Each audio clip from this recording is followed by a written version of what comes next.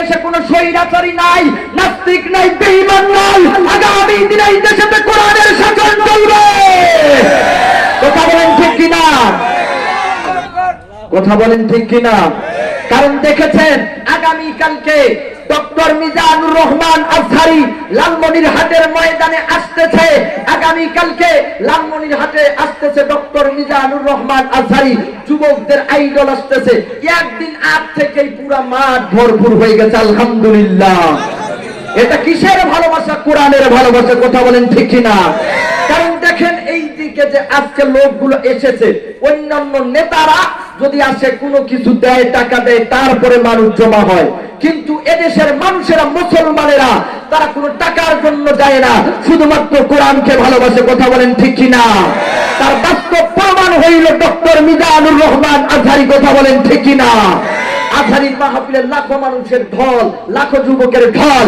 বোঝা যায় আগামী দিনেতে এদেশের যুবকেরা আর নায়কদেরকে ভালোবাসবে না। কথা বলেন ঠিক কিনা? এখন যুবকেরা ভালোবাসে ডক্টর মিজানুর রহমান আজহারিকে। কথা বলেন ঠিক কিনা? এখন যুবকেরা ভালোবাসে আল্লামা মামুনুল হককে।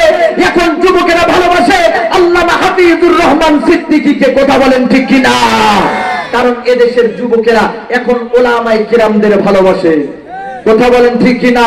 কারণ সকলকে দেখা শেষ, আগামীতে চলবে সোনার বাংলাদেশ। কথা বলেন ঠিক কিনা? একে একে শেষ করেছি, সবার দেখা হইল শেষ। দেখতে দেখতে গোল্লায় গেল আমার সোনার বাংলাদেশ। দেখতে দেখতে গোল্লায় গেল আমার সোনার বাংলাদেশ।